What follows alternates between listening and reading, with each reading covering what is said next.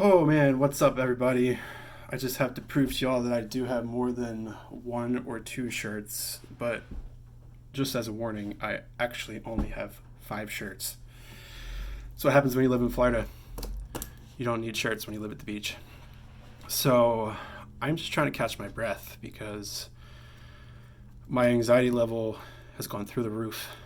Um, some people may have heard that I kind of got into an opportunity in the first 7 days here with Sub 2, and oh man, it's been a roller coaster.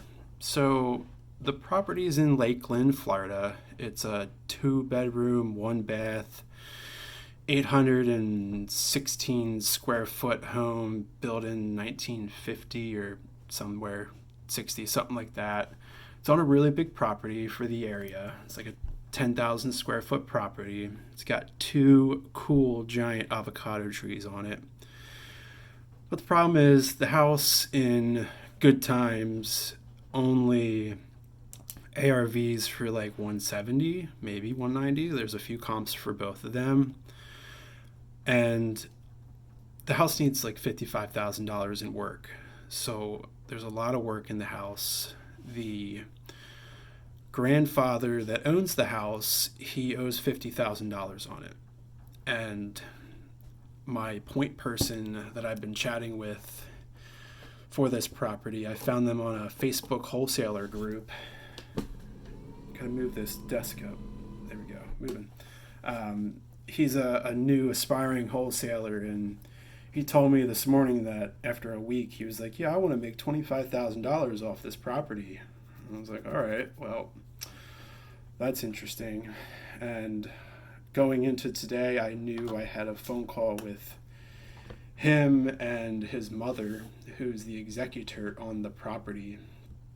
And my goal has been to build rapport with the grandson because I think it's important for him to feel empowered to, as an aspiring wholesaler, to be inspired, empowered. And I've been trying to give him encouragement and teach him things along the way, how much stuff costs. This place doesn't have central air.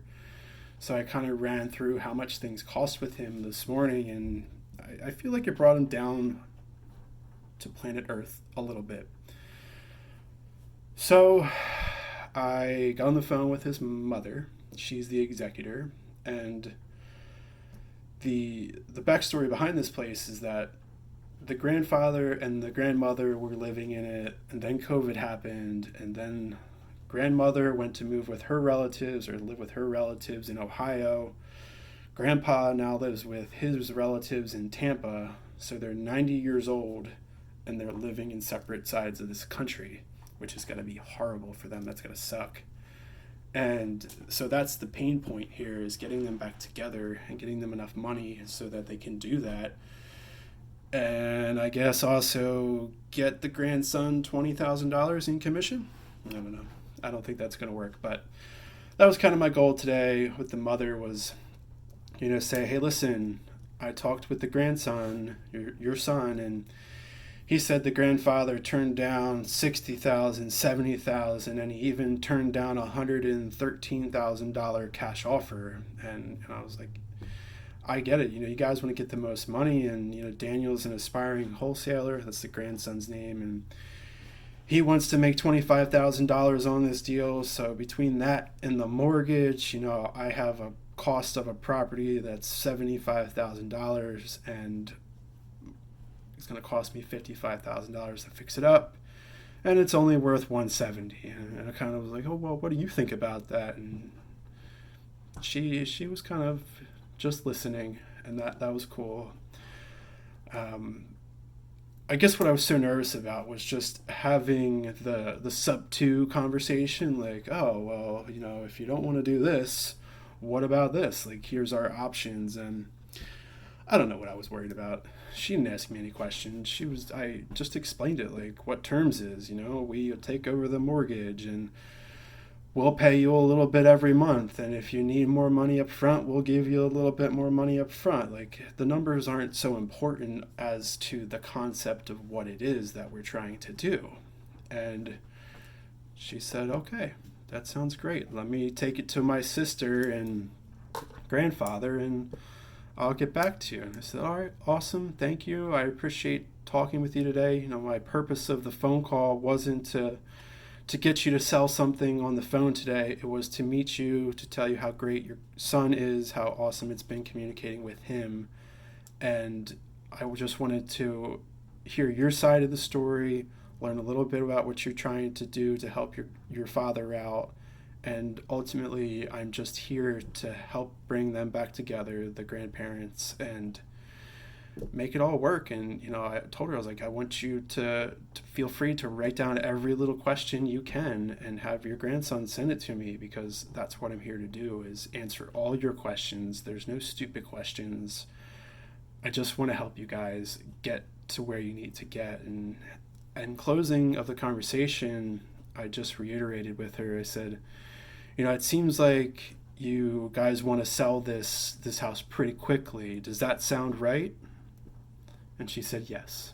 Yes, that's what we're trying to do. We're trying to sell this as quick as possible. So, holy crap, it's Friday, and I'm about checked out.